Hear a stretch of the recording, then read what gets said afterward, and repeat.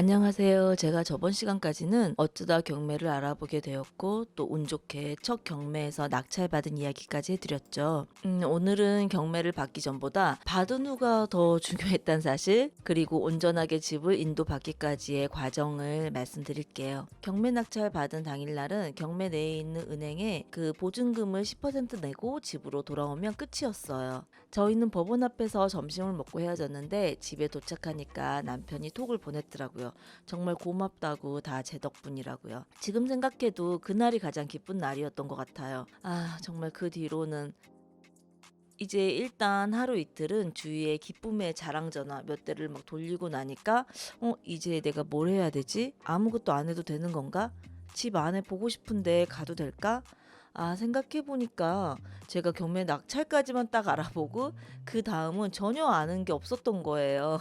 그래서 어떻게 보면 낙찰 받기 전보다 낙찰 받은 후에 더 검색을 많이 했던 것 같아요. 일단 낙찰을 받고 매각 허가 결정이 나기까지는 일주일을 기다려야 하더라고요. 이때는 경매가 취하될 수도 있고요. 또 낙찰자 입장에서도 경매 물건에 이상이 있는 것을 발견하면 즉시 매각 불허가 신청서를 이 기간 동안 내야 한대요. 사실 가장 궁금한 것이 제 입장에서는 집 내부잖아요. 경매에 나온 집은 겉만 볼 수 있지 안을 못 봐서 너무 궁금했는데 낙찰 받았다고 해서 바로 내 집이 된 건 아니라는 사실에 조금 김이 빠지긴 했어요. 일주일이 지나면 드디어 대금 지급 기한 통지서가 날라와요. 기다리기도 했지만 또 돈 내야 되니까 부담이 되기도 하죠. 이제 경매 잔금은 한 달 안에 납부를 하면 됩니다. 이때 낙찰날 받아두었던 이 명함들이 필요해요. 저는 이날 유독 친절한 한 분이 연락처를 물어봐서 그냥 가르쳐 드렸고 또 서로 공유를 했는지 문자며 전화가 정말 많이 오더라고요. 사실 저는 이런 건 좀 귀찮아서 남편에게 모두 일임을 했는데 대출 조건이 모두 조금씩 달라서 비교 분석하기가 생각보다 힘들었어요. 아파트는 더 쉬울 것 같긴 한데 여하튼 다가구나 주택은 그렇더라고요. 사실 저희는 돈이 많아서 경매를 받은 게 아니라 살고 있는 집을 팔고 보통은 이사를 가잖아요. 그 돈으로 집을 사는데 하지만 경매의 경우에는 잔금을 모두 납부를 해야지만 집이 저에게 넘어오니까 집 담보로 대출을 좀 많이 받아야 됐어요. 이제 대부분은 이 집을 담보로 대출을 많이 받는 거를 권했는데 어떤 한 분이 지금 살고 있는 아파트랑 그 경매받은 집이랑 나눠서 대출 받는 거는 어떠냐고 하더라고요. 그러면 저는 이제 이 집의 경우는 팔면서 대출이 없어지니까 그게 더 나을 것 같다는 생각이 했어요. 대출부터 납부 그리고 거기에 딸린 세부적인 사항은 법무사에서 대부분 처리를 해주는데 물론 수수료가 있고요. 그래서 납부 당일날도 굳이 가지 않아도 되지만 저희는 같이 가겠다고 했어요. 또 약간 불안하기도 하더라고요. 잔금 납부하면서 꼭 잊지 말아야 할 것은 바로 인도 명령 신청입니다.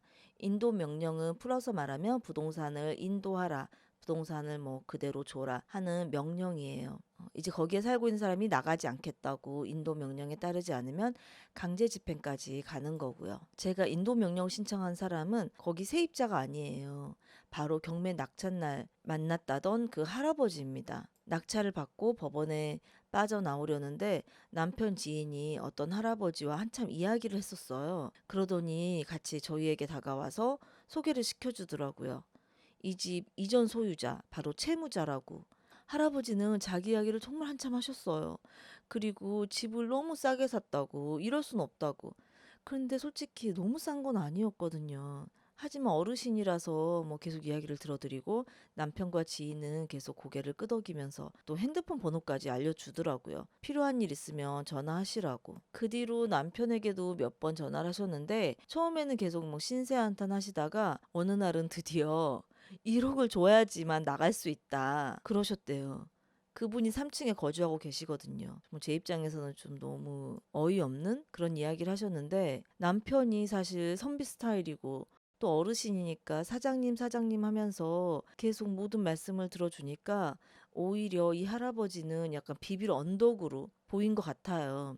그제서야 저도 한 발 빼고 인테리어 같은 것만 열심히 구상하고 있다가 다시 정신을 바짝 차리고 그 검색을 하면서 뭐 내용 증명을 보내기 시작했어요. 어떤 분 말씀이 굉장히 와닿았는데 원래 세입자나 채무자와 직접 만나거나 통화를 하는 것은 좀 피하라고 써졌더라고요. 통화를 하더라도 가장 좋은 것은 대리인이라고 말을 하고 좀 제3자의 입장에서 이성적으로 대화를 하는 거래요. 아니면 문자나 서식을 주고받는 게 낫다고 하더라고요. 문자나 서식을 쓸 때도 꼭 경어를 쓰고 좀 객관적인 법적 설명을 쓰는 것이 좋고, 그래야지 서로의 감정을 덜 해친다고 하는데 그 말이 맞는 것 같아요. 1. 예의 바르게 말하되 이해한다는 말 하지 말고 끄덕이지 말고, 또 측은지심은 되도록 갖지 않는 게 좋다고 하더라고요. 그 할아버지는 그 뒤로도 남편에게 뭐 수시로 전화를 해서 계단 센서가 고장나서 고쳤는데 그 고치는데 연락처를 줄 테니까 돈을 빨리 대신 내라는 등, 아니면 자기가 많이 생각해서 5천까지 깎아주겠다고 5천 주면 나가겠다는 등, 그런 말도 안 되는 전화를 정말 많이 해서 제가 이제 좀 전화 받지 말라고 했어요. 저는 정말 경매로 집이 넘어가면 세입자들이 안 나갈까 봐 걱정만 했지, 왜냐면 그들은 피해자잖아요. 하지만 소유자, 채무자인 그 할아버지 입장은 당연히 나갈 줄 알았거든요. 그래서 잔금 나쁜 날 세입자가 아닌 소유자, 그 할아버지 부부에게 인도명령을 신청을 하고 이제 내용 증명도 이렇게 보냈습니다. 그럼 세입자들은 어떻게 되는 건지, 알아서 다 배당을 받고 뭐 만나지 않아도 나가는 건지, 제가 전에 무식해서 용감했다고 말씀드렸죠. 저는 정말 그런 줄 알았거든요. 그런데 그제서야 안 사실은 저희가 명도 확인서와 또 제 인감 증명서를 떼어줘야 하더라고요.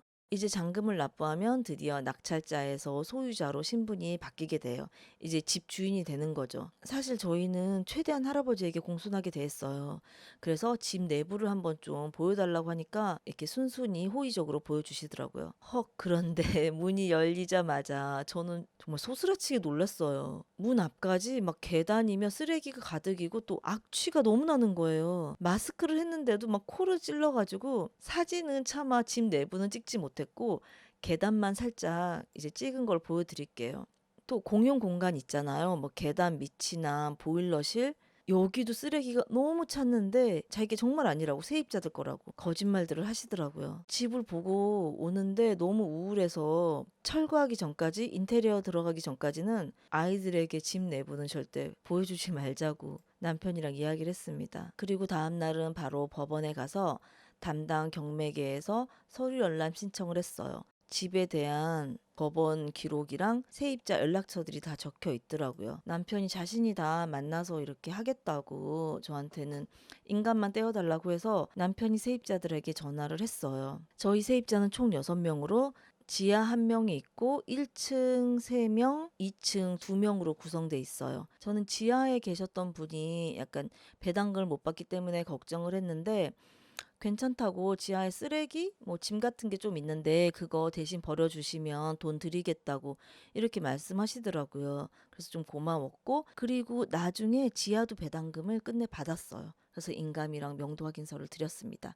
굉장히 좋았고 1층에 사시는 3명도 이미 이사를 간 상태여서 굉장히 좀 반가워했대요, 남편의 전화를. 그리고 만나러 갔는데도 그분들이 더 먼저 나와 있었고 방 확인한 뒤에 바로 명도 확인, 인감과 열쇠를 교환했다고 하더라고요. 그런데 2층에 사시는 두 분은 조금 사정이 달랐어요. 먼저 201호에 사시는 어르신 여자분은 일단 연락이 잘 되질 않았어요. 거기 사시는데 저희를 피하시더라고요. 문자라도 답이 없고 겨우 전화 통화를 했는데 그분은 주인이 바뀌어도 그냥 계속 살려고 마음을 먹었었대요. 근데 저희는 리모델링을 해야 해서 그러기는 힘들 것 같다고 말을 했죠. 그리고 202호 남자분은 족대족이었어요. 이사는 이미 간 상태라고 하는데 만나기까지가 너무 힘든 거예요. 이것저것 좀 따지시고 까다롭게 구셔서, 또 제가 이제 낙찰자이고 소유자인데 남편이 간다고 하니까 말이 되냐고 꼭 제가 나와야 된다 그래서 뭐 드디어 약속을 잡고 밤에 집에 갔습니다.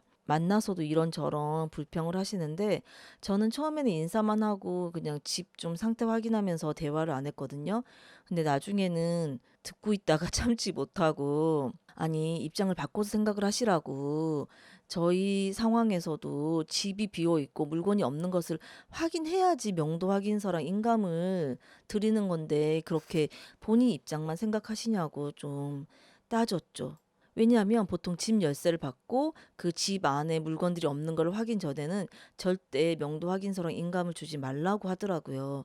간혹 방에 쓰레기같이 보여서 버렸는데 나중에 그 안에 뭐 금이 들어있다, 귀중품이 들어있다 이렇게 해 가지고 분쟁이 되기도 하기 때문에 꼭 확인을 해야 된다고 하더라고요. 그분은 우리가 주인이랑 한패인지 의심했다고 하더라고요. 또 경매책도 사서 다 읽고 그래서 이론을 너무 많이 아시는 거예요. 여기 집 소개시켜 준 부동산도 이미 고소했다고 하더라고요. 뭐 제 민증도 확인하시고 지금 생각하니까 저는 그분 민증 못 받네요. 또 만약 자신이 배당금을 못 받으면 이 명도 확인은 모두 무효라는 것을 녹음을 해달래요.